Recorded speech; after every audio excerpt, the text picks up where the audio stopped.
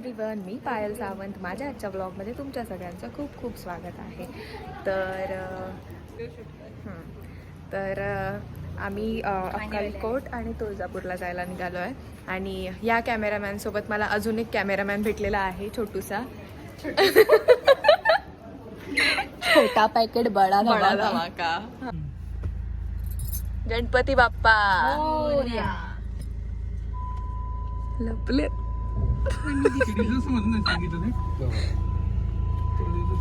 Hello, good morning. तर आम्ही पोचलेलो आहे अक्कलकोटमध्ये. रात्री 11:30 पावणे-12ला आम्ही निघालो होतो आणि 9 वाजता आम्ही ते अक्कलकोटमध्ये पोचलो. आता फ्रेश वगैरे झालो आहे आणि चाललो आहे आम्ही दर्शनासाठी.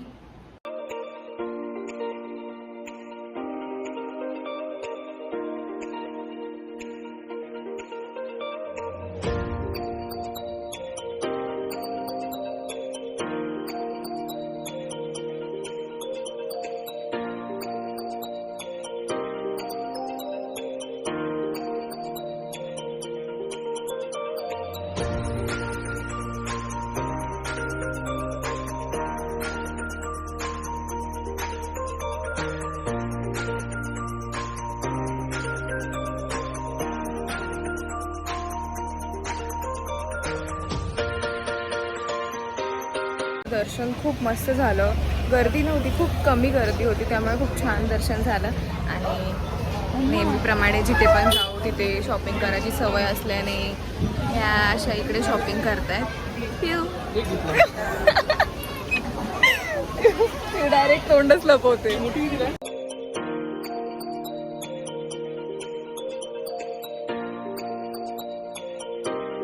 आता आमचं चोळप्पा महाराज मठाचं दर्शन झालं आहे आणि आम्ही बाळप्पा महाराज मठामध्ये चाललो आहे. गुरुमठ, तिथे आम्ही चाललो आहे.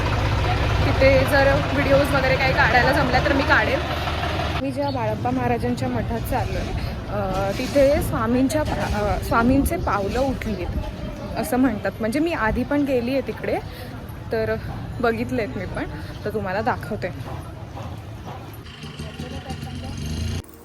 तर हे व्हिडिओमध्ये व्हाईट कलरचे स्क्वेअर्स दिसत आहेत, त्यामध्ये स्वामींची पावलं उठली आहेत.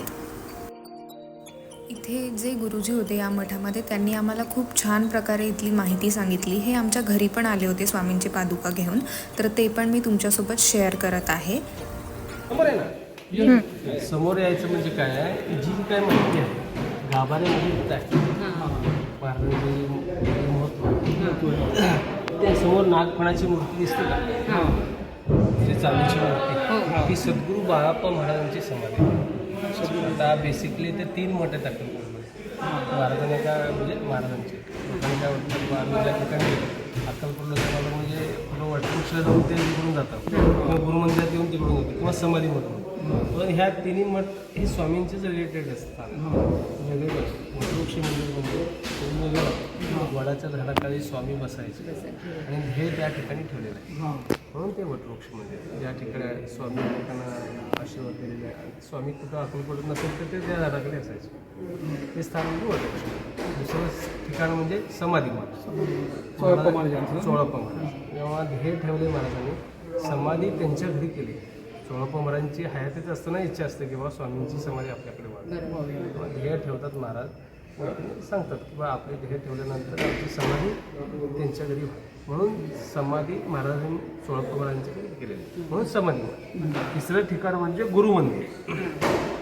स्वामींनी जेव्हा ध्येय ठेवला, त्यांच्यानंतर अनेक शिष्य, अनेक भक्त परिवार होता. स्वामी सोबत होते बाळप्पा महाराज, चोळप्पा महाराज, स्वामी आपले सुंदराबाई, श्रीपादवाद, भुजंगाजी, असे अनेक भक्तजन 24 शिष्य. त्यापैकी त्यांचे परमोच्च शिष्य किंवा प्रिय शिष्य हे सद्गुरू बाळप्पा महाराज. बाळप्पा महाराजांना मठाचे सूत्र दिले. तेव्हा ध्येय समाप्त ठेवल्यानंतर गुरुपीठाचे सूत्र त्यांच्याकडे आणि त्यांना आशीर्वाद दिलेला आहे, आमचा शिक्कामोर्तब तुम्हाला देतो. यावत चंद्र दिवाकर, जोपर्यंत चंद्र सूर्य आहे, मठात येणाऱ्यांना भाजी भाकर आणि स्वामी भक्तीचा प्रचार प्रसार कर, असा आशीर्वाद दिलेला आहे. ते स्थान म्हणजे हे गुरु महाराजांनी मग इथं समाधीच आहे. हां, मग सद्गुरू बाळप्पा महाराजांनी ज्या पादुका दिल्या स्वामींनी स्वतः ओरिजिनल, त्या पादुका आत, त्याला चिन्मय पादुका म्हणतात. घरी आलेले आपल्या हां, त्या पादुका नाही ते स्वामींनी दिले मूळ पादुका, ते बाहेर कधी दिले ती गाभाऱ्यात येतात ते सोडा असे पादुका 4-5 प्रकारच्या पादुका. मग त्या ठिकाणी ज्या पादुका हे मठ स्थापन करताना दिल्या त्याला चिन्मय पादुका म्हणतात. त्या पादुका, छाटी, दंड, कंठमणी, हातातली अंगठी, रुद्राक्षाची माळ, स्वामी ज्या पाटावर बसायचे त्या पाटावर त्यांना बसवलं आणि गुरु होऊन असतो. आणि ह्या प्रासादिक वस्तू समोर इथं गुरुपीठ आहे बघा, त्या फोटोच्या समोर. आणि हे बाळाप्पा महाराजांचं फोटो, हे स्वामी समोर हे बाळाप्पा महाराज. मग जसं महाराजांनी ध्येय ठेवल्यानंतर भारत भ्रमण करून बाळाप्पा महाराजांनी स्वामी भक्तीचा प्रचार प्रसार केला, तसंच सद्गुरू गंगाधर महाराजांनी स्वामींचे शिष्य कोण? बाळाप्पा. बाळाप्पा महाराजांचे शिष्य गंगाधर महाराज. गंगाधर महाराजांचे शिष्य हे अक्कलकोटचे गजानन. लाल फोटो दिसतो का? हे अक्कलकोटचे बरोबर. म्हणून दिव्य गुरु परंपरा आहे. म्हणून ह्या स्थानाला गुरु मंदिर नाव. गुरुच्या आदेश स्वामींनी आदेश देऊन स्थापन नियम आहे. महाराजांनी त्यांना पादुका दिलं, कल्याण दिलं, खूप मठ स्थापन करण्याची आज्ञा प्रदान एकमेव त्यांनी शिष्याला दिली. 1901 मध्ये स्थापन झालेलं आहे महाराजांच्या आज्ञेनुसार. किती वर्ष झाले आता? 125 वर्ष झाली. ते तेव्हापासून इथं अन्नदान चालतं. दुपारी 12:30 ते 3, संध्याकाळी 8 रोज. 125 वर्षापासून अखंड सुरू. कधी आलात तुम्ही इथं महाप्रसाद गोशाळा आहे, रामाचं मंदिर आहे पाठीमागे. आम्हाला रात्री 11 वाजता पण मिळालं आहे. हो. आणि हे जे पावलं दिसतात का पायाचे ठसे, हे 25 नोव्हेंबर 2017 मध्ये मठाचं रिनोव्हेशन करताना हे पायाचे ठसे उमटले. मग जेव्हा उमटले आम्ही जेव्हा त्या लाट्या काढून ठेवल्या, मग परत त्या ठिकाणी नवीन जाळे घातल्या. परत दुसऱ्या दिवशी परत त्याच्यावर पादुका. अजून हे संकेत द्यायचे ही जी वास्तू आहे त्या वास्तूत काय बदल करायचा, म्हणून हे वास्तू जैसे तसे ठेवले, म्हणजे काही बदल केले. ज्या ठिकाणी त्या पादुका दिसल्या त्या ठिकाणी असं वाईट आणि हे महाराजांचं शेजघर 3 पायऱ्याचं पलंग म्हणून बाळाप्पा महाराजांनी स्वामींसाठी बनवून घेतलेलं. हे ते बकरवर वाचले तर मूळ फोटो आहे, भारतातला पहिला फोटो अमेरिकन फोटो कंपनी काढला स्वामींचा. तो मूळ फोटो तो मूळ फोटो ही बेसिक माहिती आहे. ही गुरु परंपरा हा मूळ फोटो. आणि तेव्हापासून जसं महाराजांची सेवा व्हायची, महाराजांना तशी सेवा आज 7 ते 8 आरती असते, पहाटे 5 ला 11 आरती असते. वेळ असा तर कधी कधी योगायोगाला संध्याकाळी 7 ते 8 आरती, 8 ते 10, 11:30 रुपये सांगतो. त्यावेळेस तुम्ही त्या आरतीमध्ये महाराजांना निर्दिष्ट केलं जातं, विडा दिला जातं, हुक्का दिला जातं. जशी सेवा त्या हयातीत असताना करते तशी सेवा ह्या घटनाक्रम ह्या ठिकाणी होतो. वेळ असेल तर करून द्या. मग इथं गोशाळा आहे, रामाचं मंदिर. मग ही इथली बेसिक इन्फॉर्मेशन अध्यात्माचं सगळं मग आलेल्या लोकांना कळालं पाहिजे बाबा हे कार्य आहे. कधी आलात मग तुम्ही इथं प्रसादाला सेवेला दान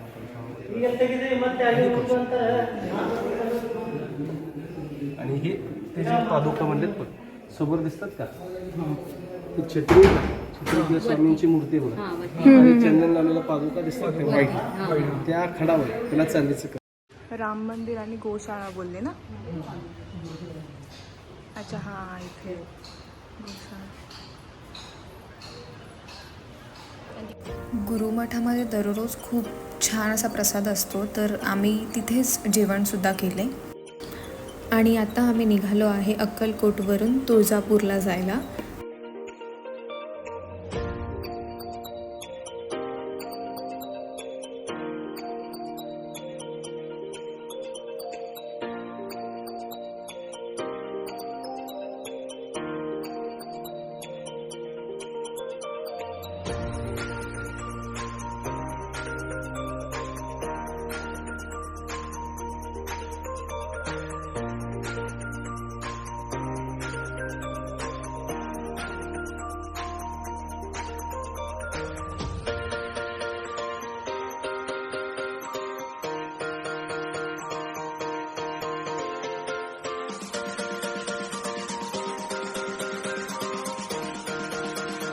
ऑनलाईन बुकिंग केली होती, अभिषेक करायचा होता मम्मीला ह्यावेळेस, त्यामुळे आम्ही ऑनलाईन बुकिंग केली होती. आमचे नेहमीचे ओळखीचे गुरुजी आहेत त्यांच्या थ्रू केली होती.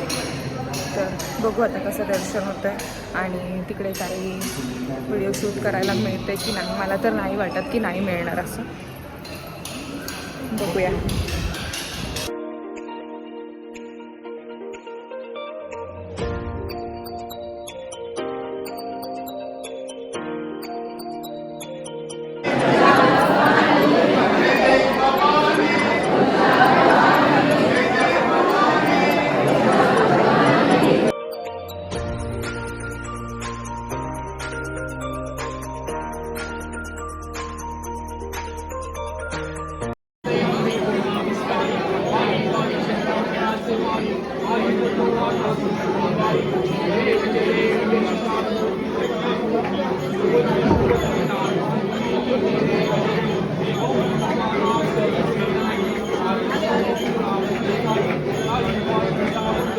मस्त दर्शन झालं आमचं. अभिषेक होता, मम्मीने पुजाऱ्यांकडून बुकिंग केलं होतं अभिषेकसाठी. तर अभिषेक केला देवीचा आणि मम्मीचे जे काही लोटांगण वगैरे होते ते सगळं झालं आणि आता मस्त फ्रेश होऊन आम्ही आता निघतोय. तर खूप मस्त आमचं हे झालं दर्शन, खूप छान एकदम. चला कुठे चला मम्मी? जेवायला भूक लागली, आता खूप भूक लागली. आणि आमचं हे फेवरेट हॉटेल आहे. आम्ही मागच्या वेळेस पण इथेच थांबलो होतो. जेवण खूप छान मिळतं. मेन म्हणजे खवापोळी. हां, खवापोळीसाठी आलोय आम्ही इकडे.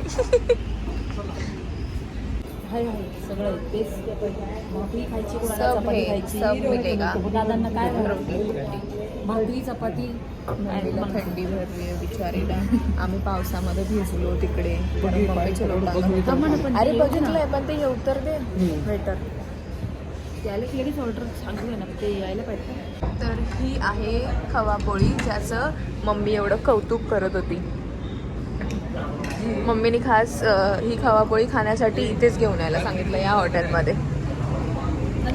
तर आम्ही या खवापोळीचा आता आस्वाद घेणार आहोत मस्तपैकी.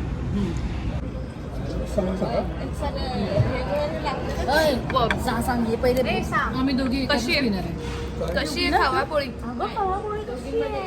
खूप छान, एकदम अप्रतिम. मस्त, एकदम सुपर. मला तर असं वाटतं की पुरणपोळी पण फिक्की पडेल याच्यावर, एवढी मस्त आहे. आणि पिऊ खात नाहीये कारण त्याला तूप लावलंय म्हणून. पिऊची छान reaction लागते. बघायची. पिऊ एक घास खा ना. अरे एक घास एवढासा. कसं एवढंसं आहे बघ. एवढंसं खा. तुम्हाला जर अक्कलकोट आणि तुळजापूरला यायचं झालं तर नक्की ह्या हॉटेलमध्ये या. इथलं जेवण पण छान आहे, इथली खवापोळी पण खूप छान आहे. हॉटेल वासुदेव. फ्रीमध्ये हे करते मी, प्रमोशन करते. तुला काय वाटतं? फ्रीमध्ये प्रमोशन. सगळ्यांचंच प्रमोशन फ्रीमध्ये होतं. अलिबागच्या व्लॉगमध्ये पण आपण केलेलं, आता ह्यांचं पण करतोय. पिऊ एवढंसं खा ना, एवढंसं. अगदी गोळी खाते तर आम जरा डिस्टर्ब नको करू. तुम्ही ह्याच्या आतमधली फिलिंग बघा. याच्या आतमध्ये ना पूर्ण खवा आहे बघा, बघू शकता तुम्ही. एवढं मस्त लागतंय ना ते, खूप छान लागतंय. मस्ट ट्राय आहे. श्रावण सुरू झाल्या श्रावणातल्या पहिल्या शुक्रवारी आम्ही स्वामी समर्थांचं अक्कलकोटला जाऊन आणि तुळजापूरला जाऊन आई अंबाबाईचं दर्शन घेतलं. खूप छान वाटलं, खूप सुंदर वाटलं. मन खूप प्रसन्न झालं आणि खूप छान असं दर्शन करून आम्ही आता घरी जायला निघालेलो आहोत. आणि आमचा प्रवास खूप छान झाला आणि दर्शनही खूप सुंदर झालं. तर हा व्लॉग मी इथेच एंड करत आहे. असेच नवीन नवीन व्लॉग्स घेऊन येत राहीन मी आणि लवकरात लवकर अपलोड करायला ट्राय करत राहीन. तर माझा हा व्लॉग तुम्हाला कसा वाटला कमेंट करून नक्की सांगा. लाईक करा, शेअर करा आणि चॅनलला सबस्क्राईब केलं नसेल तर सबस्क्राईब करा.